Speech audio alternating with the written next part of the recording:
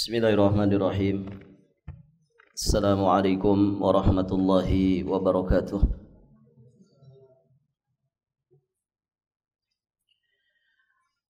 Alhamdulillah.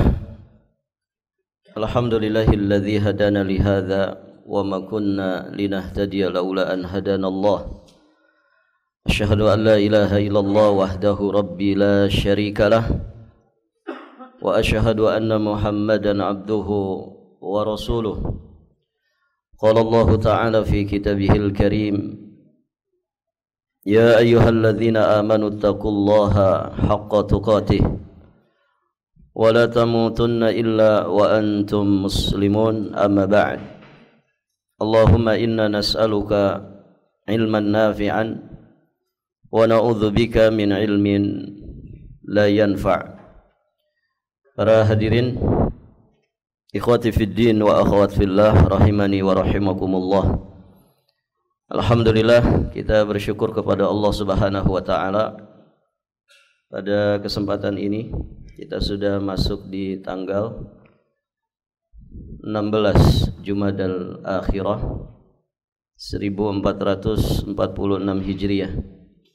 Kita bersyukur kepada Allah yang telah memberikan kemudahan kepada kita untuk melanjutkan pelajaran kita masih di pembahasan Rakaiz fi Tarbiyatil Abna, risalah yang ditulis oleh Syekh Abdul Razzaq bin Abdul Muhsin Al-Badr hafizahullahu ta'ala wa ra'ah.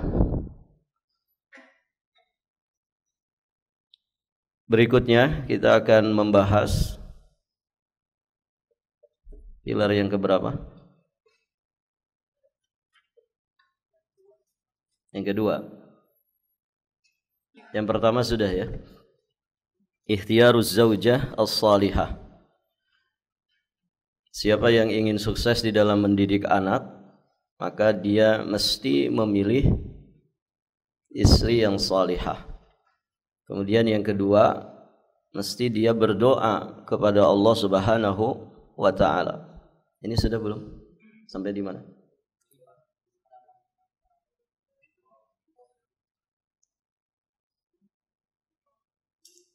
Ya, barakallahu fikum. Di sini muallif hafizahullahu taala, ya, beliau memberikan beberapa contoh doa-doa di dalam Al-Qur'an Al-Karim yang bisa diamalkan oleh para orang tua ketika ingin memiliki anak keturunan yang saleh-salehah. Ada doanya Nabi Ibrahim, Rabbi habli minas salihin. Kemudian masih doa beliau, Rabbi ja'alni muqimas shalah wa min dzurriyyati. Kemudian ada doa Nabi Zakaria, qala Rabbi habli min ladunka dzurriyyatan thayyibah innaka sami'ud du'a. Kemudian doanya ibadur rahman yang Allah sebutkan di surat Al-Furqan ayat 74. Rabbana hablana min azwajina wa dzurriyyatina qurrata a'yun waj'alna lil muttaqina imama.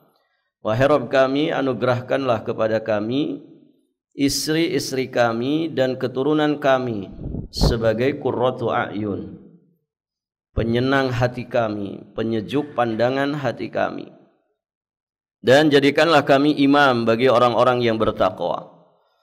Taib, antum perhatikan doa ini. Doa ini bisa nggak dibaca oleh seorang istri? Bisa tidak? Rabbana hablana min azwajina. Wahai Rabb kami, anugerahkanlah kepada kami. Kalau dibaca suami kan, anugerahkanlah kepada kami istri-istri kami dan anak keturunan kami sebagai qurratu a'yun. Nah, kalau yang baca istri gimana? Kalau yang baca doa ini istri antum, bisa tidak? Bisa. Jadi doa ini untuk kedua orang tua. Maksudnya bisa dipraktekkan oleh kedua orang tua. Baik ibu ataupun bapak. Begitu ya. Karena kalimat azwaj ini juga bisa masuk di dalamnya makna istri, bisa juga masuk di dalamnya makna suami. Berarti kalau dibaca oleh seorang istri, maksud daripada azwaj di situ adalah suami. Begitu ya. Intinya pasangan. Baik para jamaah. Ya, karena anak itu kan hasil siapa? Hasil wasilah siapa? Ada enggak antum tanpa nikah punya anak? Enggak bisa kan? Hasil kerjasama antara suami dan istri. Baik para jamaah. Sampai di situ ya terakhir ya. Baik. Kemudian berikutnya hadirin jamaah yang dirahmati Allah. Muallif hafizahullah taala beliau melanjutkan wa min ni'matillahi wa karamihi an ja'alallahu da'watal walid li auladihi mustajabatan. Ya, di antara nikmat dan juga kebaikan Allah, di antara nikmat dan sifat karimnya Allah Subhanahu wa taala, Allah Subhanahu wa taala menjadikan doa walid, ya doanya orang tua untuk anak-anaknya itu mustajab, dikabulkan. La turad, tidak ditolak oleh Allah Subhanahu wa taala. Kama thabata an Rasulillah sallallahu alaihi wasallam. Sebagaimana telah tetap satu hadis dari Nabi sallallahu alaihi wasallam, beliau bersabda, ya, hadis yang diriwayatkan oleh Imam Abu Dawud dan juga diriwayatkan oleh Imam At-Tirmidzi, disahihkan oleh Imam Al-Albani. Kata Nabi, "Salasu da'awat mustajabat la syakka fihinna da'watul walid wa da'watul musafir wa da'watul mazlum." Ada 3 doa yang mustajabah, dikabulkan oleh Allah Subhanahu wa taala. Tidak diragukan lagi padanya. Artinya beneran akan menghasilkan ijabah dari Allah Subhanahu wa taala. Yang pertama adalah da'watul walid, doanya kedua orang tua. Doa kedua orang tua untuk anaknya itu mustajabah. Kemudian doanya musafir. Kemudian doanya orang yang terzalimi, orang yang tertindas, orang yang dizalimi. 3 doa orang ini tidak ditolak, mustajab, akan dikabulkan oleh Allah Subhanahu wa taala. Nah, poinnya terkait dengan pembahasan kita da'watul walid. Berarti doa orang tua itu mustajab. Kemudian beliau mengingatkan di sini, wa mimma yanbaghi tanbihu alaihi fi hadzal maqam aidan, dan yang harus diperhatikan pada pembahasan ini, annahu 'alal walidain an yahdharu minad du'a 'ala auladihima bisyarr. Kata Syekh di sini, hendaknya kedua orang tua berhati-hati, menghindari atau waspada, jangan sampai dia mendoakan keburukan atas anak-anaknya. La siyama fi halil ghadab, lebih-lebih lagi ya saat ada hal-hal yang memancing kemarahan orang tua dari anaknya ini. Jadi sejengkel-jengkelnya orang tua, semarah-marahnya orang tua kepada anaknya, jangan sampai kemudian lisannya mengeluarkan doa-doa keburukan atas anaknya tersebut. Kenapa demikian hadirin? Kenapa ya ikhwan? Karena tadi doa orang tua itu mustajab. Ada anak misalkan bikin jengkel orang tuanya. Awas nak, kamu kalau keluar, Umi doakan celaka kamu. Mustajab enggak ini? Mustajab. Kamu kalau seperti ini terus Umi doakan, Abi doakan. Nanti kamu kalau rumah tangga tidak akan pernah bahagia. Anaknya masih kecil, tapi doanya untuk kapan? Untuk nanti masa dewasanya. Ini hati-hati. Fala yata'ajjala bid-du'a ala auladihima.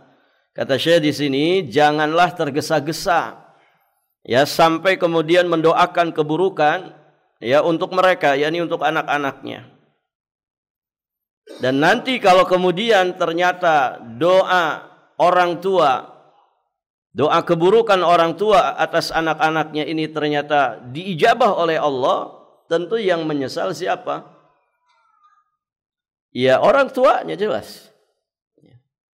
Orang tuanya yang akan pertama kali menyesal. Kenapa dulu saya doakan anak saya dengan keburukan? Kenapa tidak mendoakan yang baik-baik saja? Begitu ya. Kan ada ya kisah, siapa ini yang masyhur? Syekh Sudes, Imam Masjidil Haram. Begitu ya. Itu waktu kecilnya pernah ngobrak-ngabrik makanan yang dimasak oleh uminya karena mau ada tamu ke rumahnya. Saking jengkel uminya, kemudian didoakan, tapi doanya baik. Kamu ini nak, keluar kamu, semoga kamu nanti suatu saat jadi imam Masjidil Haram. Itu dikisahkan sendiri oleh Syekh Sudes. Mustajab tidak? Mustajab. Sebaliknya ada yang didoakan keburukan juga mustajab. Kisah siapa ini? Ibnu Jurej ya. Yang bayi bisa bicara itu. Yang ketika anaknya sedang sholat sunnah, kemudian dipanggil ibunya. Apakah dia memenuhi panggilan ibunya atau melanjutkan sholat sunnahnya? Berkecamuk. Akhirnya dia milih, selesaikan dulu sholat sunnah. Taib para jamaah. Nah kemudian ibunya merasa ya beliau tidak direspon panggilannya oleh anaknya. Sampai kemudian mendoakan. Jadi suatu ketika, suatu saat nanti ya, engkau pasti akan diuji dengan sosok seorang wanita. Dan ternyata kejadian, kan begitu. Beliau diganggu oleh seorang wanita. Ya, ada wanita yang zina dengan laki-laki lain. Ya, kemudian si wanita itu bikin fitnah bahwa yang menghamili dirinya itu ya ahli ibadah tersebut. Sampai kemudian ketika anaknya lahir, ya, si anak itu yang kemudian memberikan pengakuan bahwa bapaknya bukanlah Jurej. Nah ini mustajab doanya. Baik para jamaah yang dirahmati Allah Subhanahu wa taala. Jadi ini mohon diperhatikan.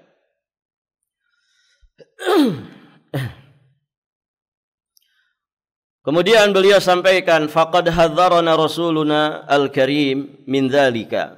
Sungguh Rasul kita yang mulia sallallahu alaihi wasallam telah memperingatkan, mewanti-wanti kita akan hal tersebut.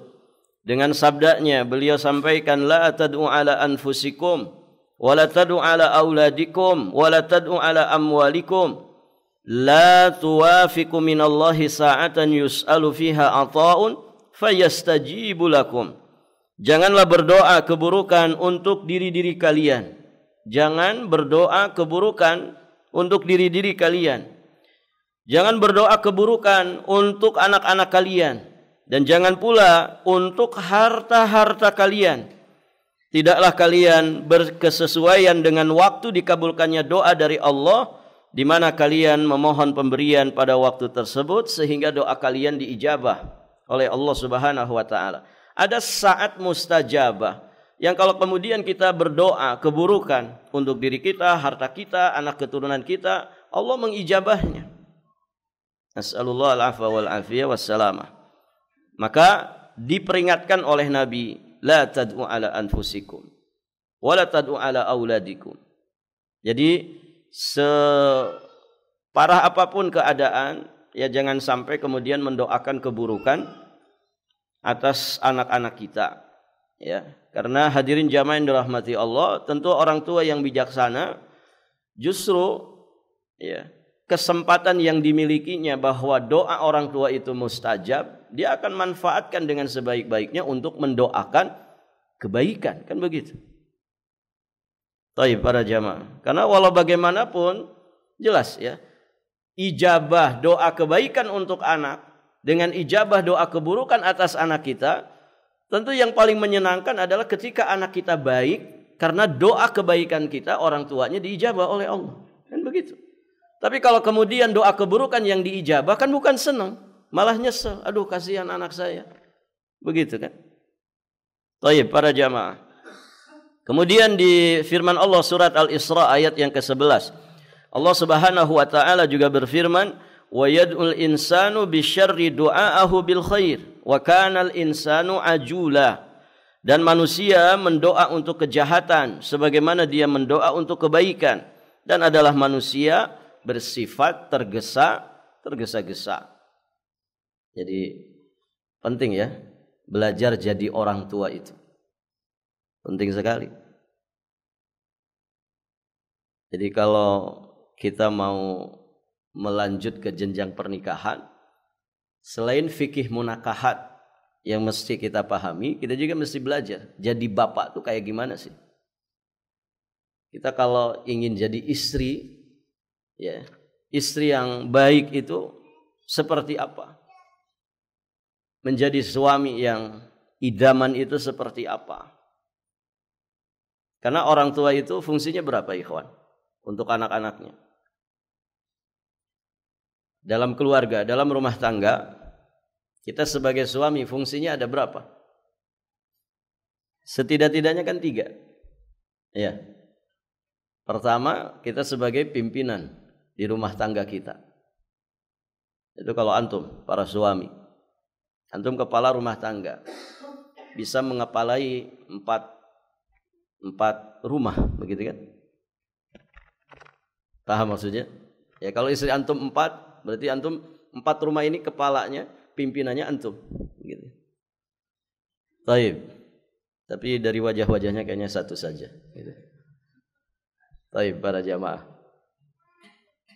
Nah, antum pimpinan di rumah tangga. Kemudian antum juga suami, kepala rumah tangga kan. Suami bagi istri antum.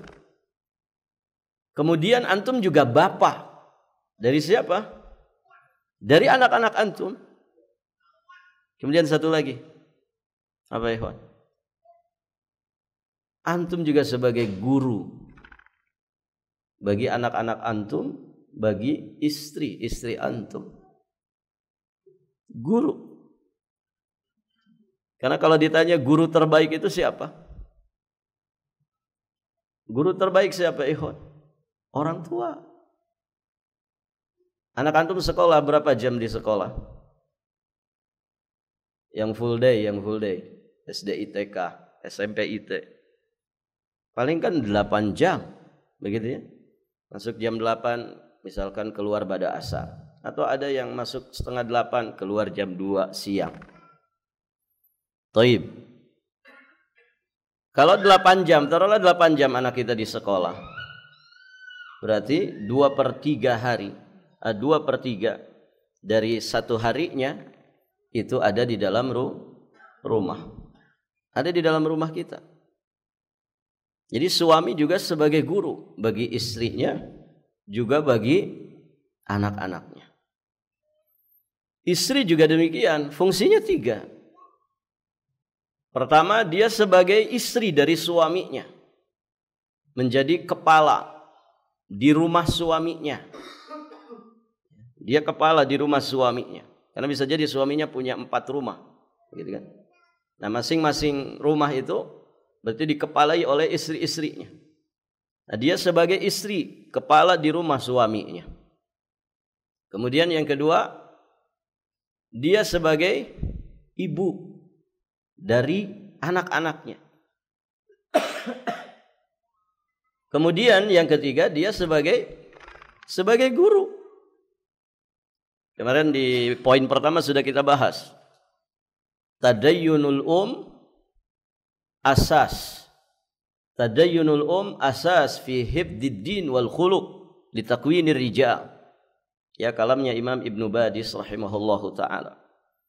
ya bahwa kualitas agama seorang ibu itu merupakan asas terjaganya agama dan juga akhlak dari anak-anaknya.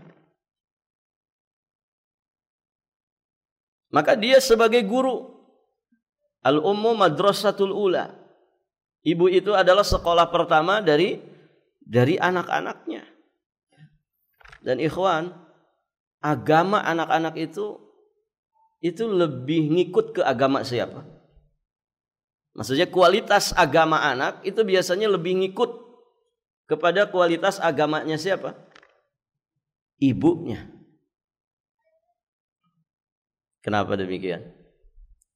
Makanya poin pertama, ikhtiar az-zaujah salihah, memilih istri yang salihah, calon dari ibu dari anak-anak kita.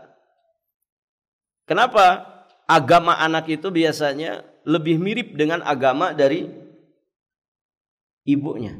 Kenapa demikian? Karena yang paling banyak berinteraksi dengan anak siapa? Siapa ikhwan? Antum atau istri antum? Istri, ya. Antum bisa 8 jam keluar dari rumah, gitu ya. Belum di jalannya, Balikpapan sekarang macet, gitu kan? Bisa seharian, datang ke rumah sudah capek-capeknya. Sebagian antum mungkin kerjanya di lokasi, 2 minggu baru ketemu anak-anak.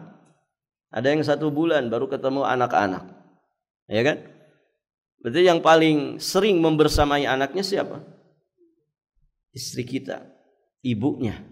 Ibu dari anak-anak kita. Maka hadirin jamaah yang dirahmati Allah, ini diperhatikan. Jadi 3 fungsi dari masing-masing ibu dan juga bapak, kedua orang tua. Mereka bukan hanya sebagai suami, bukan hanya sebagai istri, bukan hanya ya mereka sebagai ibu dan juga bapak, tapi juga harus menjadi guru, harus menjadi pendidik pertama bagi anak-anaknya. Nah, salah satu di antara karakter pendidik itu mesti punya sifat sabar, ya kan? Kalau antum sebagai pendidik nggak sabaran, ya berat antum untuk bisa mendapatkan hasil dari kualitas pendidikan yang diberikan. Sabar. Jiwa pendidik itu sabar, ya mesti sabar.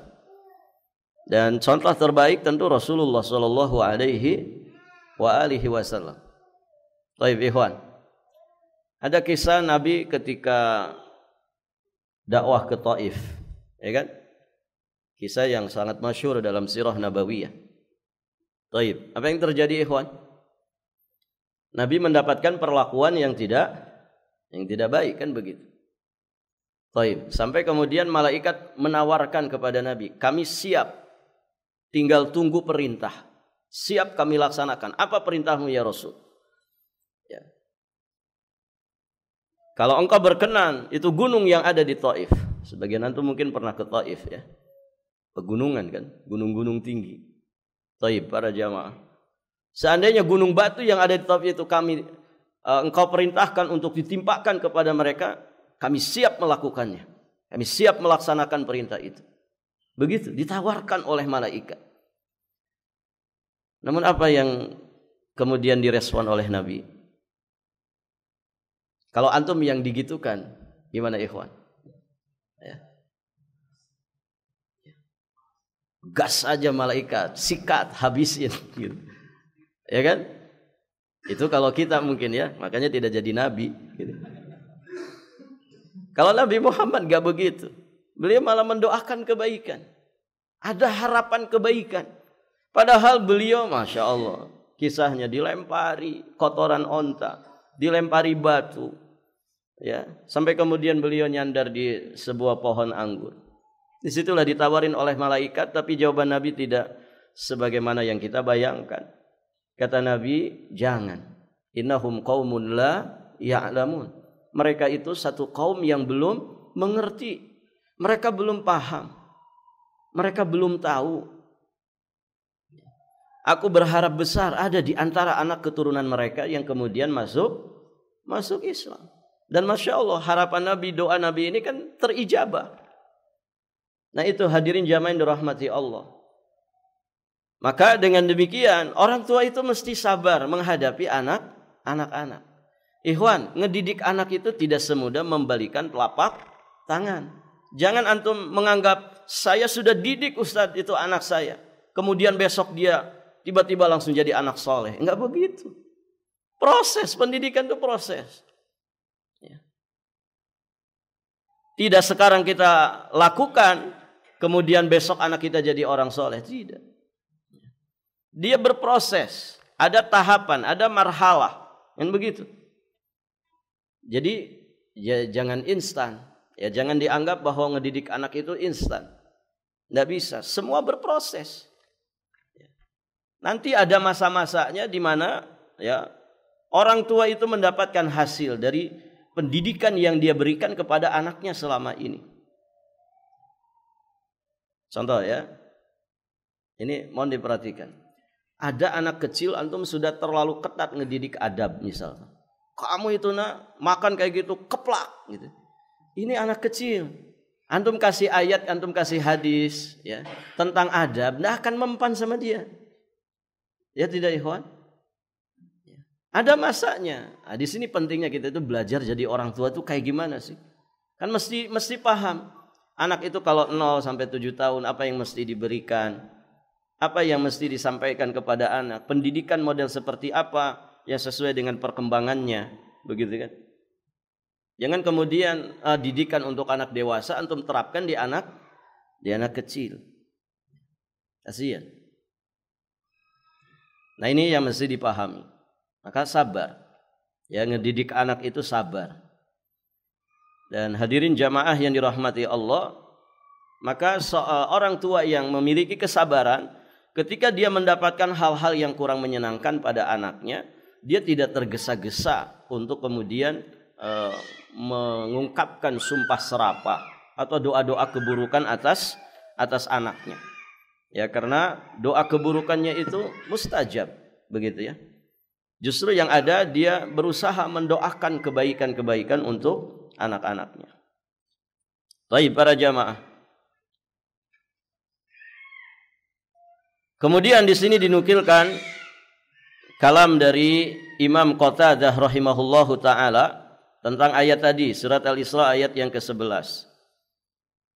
Beliau berkata, dia berdoa keburukan atas hartanya.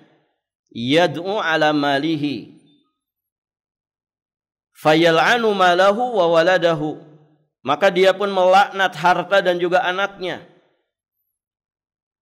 Maka walau stajaballah lahu la ahlakathu, seandainya Allah kabulkan untuknya, niscaya Allah Subhanahu wa taala akan membinasakannya. Nah, jadi jangan tergesa-gesa ya. Jangan tergesa-gesa ya mendoakan keburukan ya atas harta, atas anak-anak.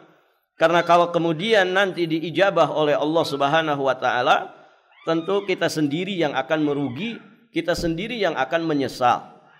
Baik para jamaah. Kemudian beliau juga nukilkan kalamnya Imam Abdurrahman bin Nasir As-Sa'di alaihi rahmatullah. Wa hadza min jahlil insan wa ajalatihi haitsu yad'u ala nafsihi wa auladihi wa malihi bisyarri indal ghadab wa yubadir bidzalika ad-du'a kama yubadir bid-du'a fil khair.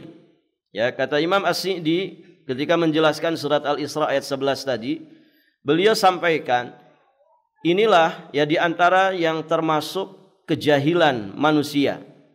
Ya, kebodohan manusia, juga ajalahnya, ketergesa-gesaannya, kecerobohannya, yakni ketika dia berdoa keburukan untuk jiwa, untuk dirinya, untuk anak-anaknya, untuk hartanya pada saat dia marah. Pada saat dia marah. Orang kuat itu orang yang bisa menahan amarah, gitu ya. Antum ya kalau tidak tahan dengan amarah, sejatinya antum orang lemah, ya. Orang lemah. Karena orang yang kuat itu adalah orang yang dia yamlik nafsah, dia bisa mengendalikan jiwanya saat ada pemicu kemarahan pada dirinya.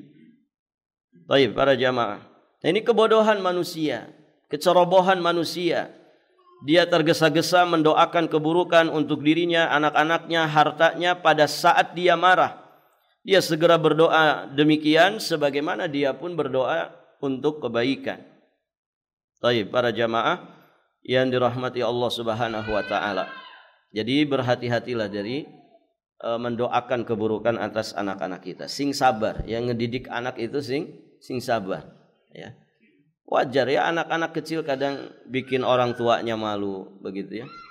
Anak-anak misalkan ribut gitu ya. Masih kecil ribut, antum mau pukulin anak itu. Enggak akan diam, malah tambah besar nangisnya, kan begitu. Nah itu para jamaah yang dirahmati Allah. Baik. Muncul pertanyaan, Ustaz, dulu saya pernah mendoakan keburukan atas anak. Ya mungkin ada pertanyaan begitu ya. Ya orang ketika belum paham, belum ngaji, belum hijrah atau apapun istilahnya ya. Orang yang nikahnya betul-betul tanpa modal gitu ya. Bukan modal harta tapi modal ilmu ya. Tanpa modal. Pokoknya nikah saja. Ya hanya untuk mengganti status dari belum kawin jadi kawin. Dari jomblo kemudian berubah statusnya jadi sudah nikah. Begitu ya. Ada sebagian orang ya nikah itu ya hanya intinya ganti status saja. Dia tidak memaknai, tidak menjiwai dari yang namanya pernikahan. Sehingga urusan nikah itu yang dia ketahui hanyalah sebatas ganti status ya di KTP begitu kan. Kemudian jadi punya pasangan, nanti punya anak, begitu. Hanya sebatas itu saja. Dia tidak mau menggali lebih dalam makna-makna yang tersimpan dari yang namanya pernikahan. Sehingga mohon maaf ya banyak bapak yang tidak ngerti bagaimana cara menjadi bapak. Banyak kemudian seorang ibu yang tidak mengerti bagaimana jadi seorang ibu. Banyak orang tua yang mungkin tidak paham bagaimana cara menjadi orang tua yang benar. Orang tua yang betul-betul sesuai dengan bimbingan Allah dan juga Rasulnya di dalam mendidik anak. Maka hadirin jamaah yang dirahmati Allah, akibatnya apa? Kalau kemudian nikah itu tanpa modal ilmu seperti itu, setelah menikah juga tidak mau belajar, ya, tidak mau menuntut ilmu terkait dengan masalah pendidikan anak. Ya akhirnya begitu. Ya rumah tangga jalan-jalan begitu saja. Ya lumrahnya orang-orang yang ada di sekitarnya. Yang penting rumah tangga ya tidak cerai, rumah tangganya harmonis, romantis. Tidak peduli ya anaknya seperti apa, sholat tidak sholat dia tidak pedulikan, gitu ya. Punya akidah yang menyimpang ataukah tidak dia tidak pedulikan. Nah ini tentu musibah, ya, tentu musibah. Ya sehingga mohon maaf ya terkadang di antara penyimpangan itu terjadi. Apa itu? Mendoakan keburukan atas anak. Ya. Sebagian orang tua juga berlebih-lebihan. Ya. Bahasa orang sekarang lebay. Anak kesalahannya sedikit tapi ngomelnya 15 menit. Gitu. Ada nggak orang tua modelnya begitu? Ya. Ada anak melakukan kesalahan sedikit misalkan. Sedikit kesalahan yang sebetulnya ya ketika ditangani selesai gitu urusannya. Tapi terus anak itu dimarahin, ya. Di tempat dia berbuat kesalahan diomelin. Nanti di kendaraan uminya tidak berhenti ngomelin. Ketika sampai di rumah, ya, bapaknya ikutan ngomelin. Begitu ya. Minggu depannya ketika ada kejadian yang sama diomelin lagi, diungkit lagi. Ini persis nak, ya. Seperti tingkah lakumu seminggu yang lalu. Masya Allah, para jamaah. Padahal kesalahannya mungkin kecil. Dan dia anak kecil. Ya. Anak kecil itu ikhwan, kalau berbuat sesuatu yang tidak baik, gitu ya. Antum misalkan ngajak anak antum ke mall, gitu ya. Tiba-tiba anak antum lari, ya. Ada mbak-mbak jalan misalkan keplak belakangnya dipukul sama anak antum. Gitu. Kira-kira malu nggak kita orang tuanya? Disangkanya diajarin sama abinya gitu. Barakallahu fiikum. Tapi namanya anak kecil. Anak kecil. Dosa enggak dia kalau berbuat seperti itu, ikhwan? Anak kecil yang anak antum yang masih PAUD itu. Dosa enggak dia kalau berbuat seperti itu? Kalau abinya melakukan kayak gitu, dosa. Nah, ini anak kecil. Ya, anak kecil. Anak kita masih kecil. Maka jangan berlebih-lebihan. Apalagi kemudian sampai mendoakan keburukan-keburukan. Nah, bagaimana? Ustaz, dulu saya pernah mendoakan keburukan untuk anak saya. Gimana ya? Sedangkan doa orang tua itu mustajab. Semoga anak kamu jadi orang susah nanti kalau sudah rumah tangga. Kamu gak pernah mengerti umi dan abi betapa susahnya ini. Ya, mendidik kamu itu.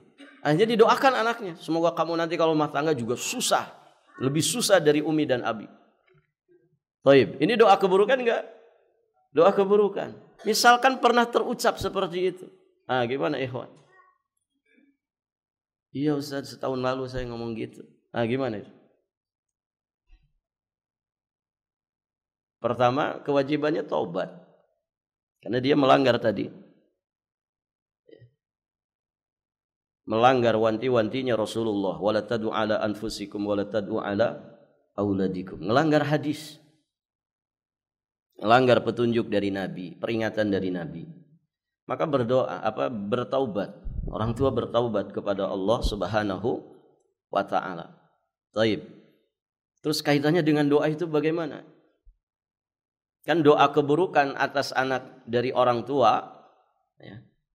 Itu mustajab. Baik. Ya.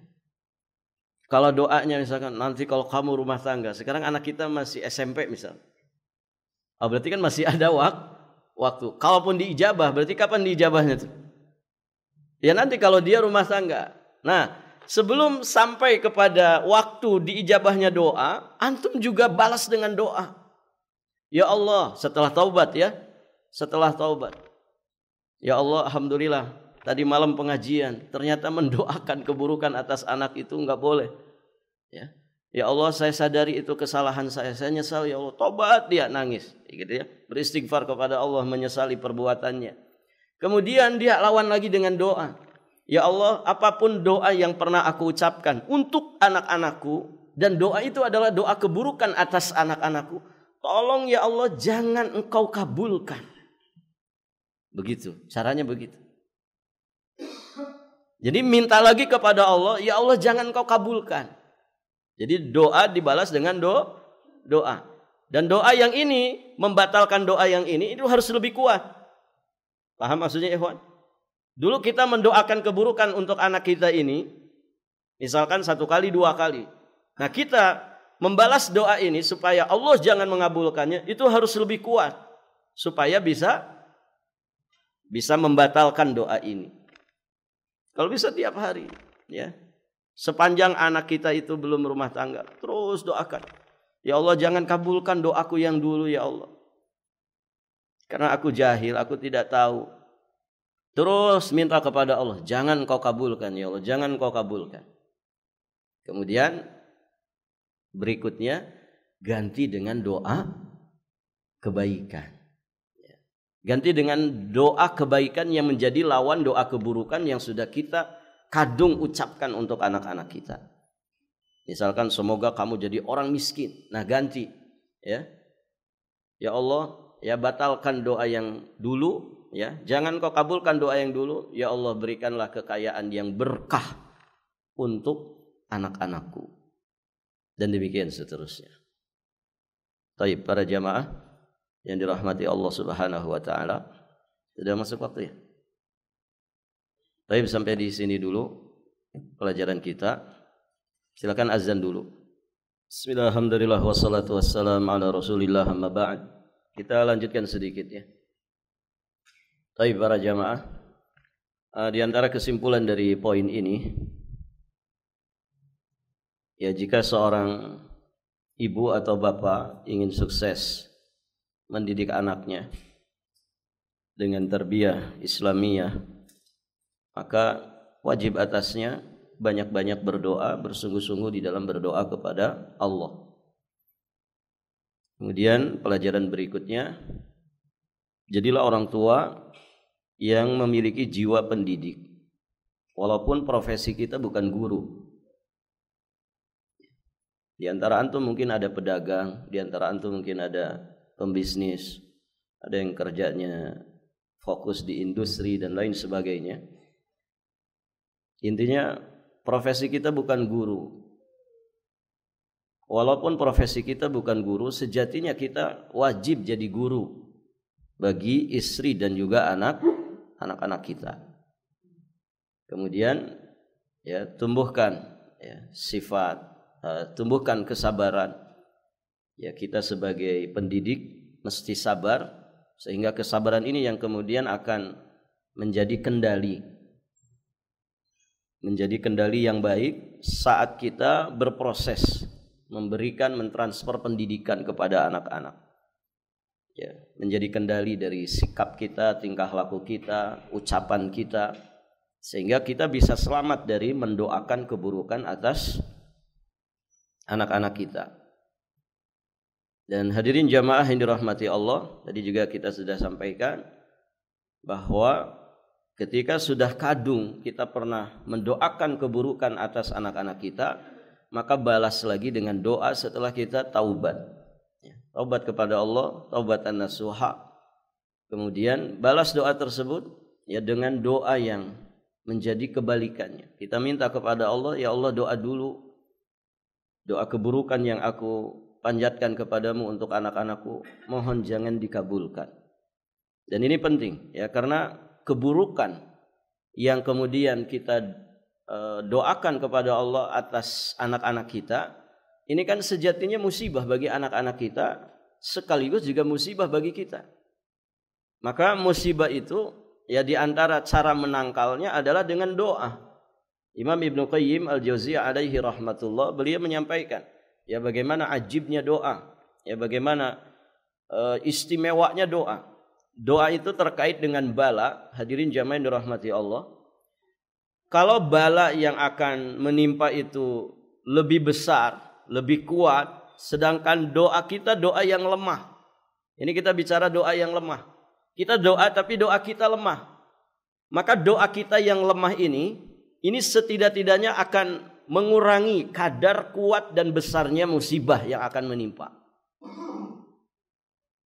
Kemudian yang kedua, kata Imam Ibnu Qayyim, bagaimana kalau doa dari seorang hamba yang dipanjatkan kepada Allah itu sama kuat dan sama besarnya dengan musibah yang akan menimpa. Maka hadirin jamaah yang dirahmati Allah, kata Imam Ibnu Qayyim, musibah, bala yang akan menimpa itu akan bertemu di tengah-tengah, karena dia sama besar, sama kuat dengan doa yang dipanjatkan oleh seorang hamba. Maka kedua-duanya akan saling menahan sampai datangnya kiamat. Begitu. Jadi doanya yang sama kuat dengan bala yang akan menimpa itu kemudian mampu menahan sehingga bala itu enggak jadi turun. Nah, yang ketiga, kalau doa kita lebih kuat, lebih besar, lebih maksimal, lebih bersungguh-sungguh ya dari bala yang akan menimpa, maka bala ini kemudian akan terangkat, tidak jadi turun, tidak jadi menimpa kepada diri kita. Nah, doa keburukan orang tua atas anak itu kan sejatinya musibah, itu bala. Namanya keburukan. Keburukan itu kan bala, musibah. Ya Allah, celakakan itu anak saya. Ini kan musibah. Ya Allah, miskinkan anak saya, bikin hidupnya susah, bikin rumah tangganya berantakan. Ini musibah. Maka dibalas lagi dengan doa. Jangan sampai ya musibah itu, bala itu menimpa anak-anak kita. Maka kita berdoa dengan sungguh-sungguh, dengan sekuat, semaksimal mungkin. Ya Allah, jangan kau kabulkan doa yang pernah aku berikan, doa yang pernah aku panjatkan, doa keburukan atas anak-anakku. Kemudian nanti ya diganti dengan doa-doa kebaikan. Dan demikianlah ya berproses ya pendidikan itu. Tidak bisa instan, kita makanya mesti sabar ya di dalam memberikan pendidikan kepada anak-anak kita. Ya, pendidikan itu dalam bahasa Arab apa artinya? Bahasa Arabnya apa? Pendidikan. Tarbiyah kan? Tarbiyah. Kalau antum melihat definisi tarbiyah itu apa? Ini supaya kita paham ya. Jadi orang tua itu mesti memiliki jiwa pendidik, sekaligus juga dia mesti sabar di dalam mentransfer pendidikan untuk anak-anak. Jangan pengen serba instan. Begitu ya. Baik, para jamaah yang dirahmati Allah. Dikatakan oleh Imam Al-Asfahani, beliau menyampaikan at-tarbiyah huwa insya' asy-syai' halan fahalan ila haddit tamam. Ini dari sisi bahasa saja kita memahami ya, ternyata tarbiyah itu adalah mengantarkan, insya, mengantarkan, menghantarkan atau menumbuhkan ya sesuatu tahap demi tahap. Berarti kan berproses tahap demi tahap hingga sampai kepada batasan yang optimalnya. Imam Al-Baydawi juga mengatakan kurang lebih seperti itu. At-tarbiyah hiya tablighu syai' ila kamalihi syai'an fa syai'an. Yang namanya tarbiyah itu adalah mengantarkan sesuatu ya hingga kepada tingkat kesempurnaannya, namun secara sedikit demi sedikit. Begitu. Makanya walhamdulillah, lihat jenjang-jenjang pendidikan di kita juga kan berproses, bertahap. Pelajaran anak-anak SMA cocok nggak diberikan di anak SMP? Tidak cocok. Pelajaran SMP diberikan di anak di anak SD yang tidak cocok. Pelajaran SD kemudian disampaikan kepada anak-anak TK, nggak cocok. Pelajaran TK disampaikan untuk anak-anak PAUD, ya tidak cocok. Apalagi ya pelajaran di kampus diajarkan kepada anak-anak PAUD, tidak cocok lagi. Begitu kan? Berproses, semuanya bertahap. Pendidikan itu seperti itu. Jadi mesti sabar, mesti sabar. Barakallahu fiikum. Demikian ya. Baik para jamaah. Ada pertanyaan sebelum ditutup? Nanti berikutnya kita masuk di pilar yang ketiga. Ini juga tidak kalah pentingnya, yakni ikhtiar al-asma at-thayyibah, memilih nama yang baik untuk anak-anak kita. Karena nama yang baik itu semoga menjadi harapan baik bagi kedua orang tuanya. Ya. Sebagian orang mungkin menganggap bahwa apalah artinya sebuah nama, begitu kan? Apalah artinya sebuah nama. Nah, di dalam Islam kita diajari nama itu sangat berarti. Bukan apalah artinya sebuah nama. Kalau apalah artinya sebuah nama, kenapa anak antum tidak antum namakan monyet? Tidak antum namakan misalkan nama-nama binatang. Kenapa? Kalau kemudian pedomannya atau semboyannya apalah artinya sebuah nama. Paham maksudnya? Nah, di dalam Islam nama itu berarti. Nama itu berarti. Dan banyak kisah nyata. Nama yang buruk itu ternyata berdampak buruk. Begitu. Ini kisah saja sedikit. Ini pengalaman pribadi anak. Ada waktu itu acara akikah atau ya sejenis itulah. Saya lupa lagi apa di pengajian ibu-ibu, saya lupa. Entah membahas apa, akhirnya nyambung ke masalah tasmiyah anak. Pak Ustadz, di kampung saya ada anak itu bandelnya minta ampun, gitu. Tapi katanya namanya diambil dari Quran. Tuh, kok bisa ibu? Iya, siapa namanya? Anak itu dipanggilnya Ikin. Mohon maaf ya yang namanya Ikin.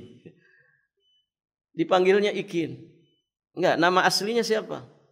Nah, katanya nama aslinya itu musyrikin.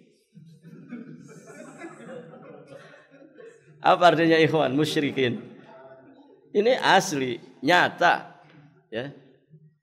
Ibu-ibu ini yang cerita di kampungnya di Jawa sana. Jadi namanya musyrikin, katanya dari Quran. Ya iya ada di Quran musyrikin. Panggilannya Ikin. Ya. Tapi ini kan maknanya buruk. Musyrikin itu apa, ikhwan? Orang-orang musyrik. Orang-orang musyrik. Nah, kejadian yang sama juga anak alami di acara yang mirip juga, acara akikohan, kan suka ada nasihat. Nah, kemudian ada pertanyaan, ini bapak-bapak, sepertinya orang Bugis gitu ya. Ustaz, di kampung saya di Sulawesi, ada anak, bandelnya minta ampun. Tapi katanya namanya dari Quran. Wah, ini kata anak mirip-mirip ini pasti. Ternyata apa Pak namanya? Zalimun. Gitu. Dengan logat Bugisnya ya. Zalimun. Ya. Maksudnya apa Pak Zalimun itu? Zalimun. Itu Ustaz itu. Ya, saya dialeknya Bugis gitu. Zalimun. Dari Quran. Iya enggak? Dari Quran ada enggak kalimat zalimun? Ada. Tapi artinya apa ini? Zalimun. Orang-orang zalim. Ya gimana enggak nakal? Namanya zalim. Nah, ini musibah para jamaah. Ini saking jahilnya orang tua. Ya, tidak ngerti cara memberikan nama kepada anak-anak. Nanti kita bahas di pertemuan berikutnya insyaallah taala. Baik, kita akhiri saja ya. Subhanakallahumma bihamdik asyhadu an la ilaha illa anta astaghfiruka wa atubu ilaik. Wassalamualaikum warahmatullahi wabarakatuh.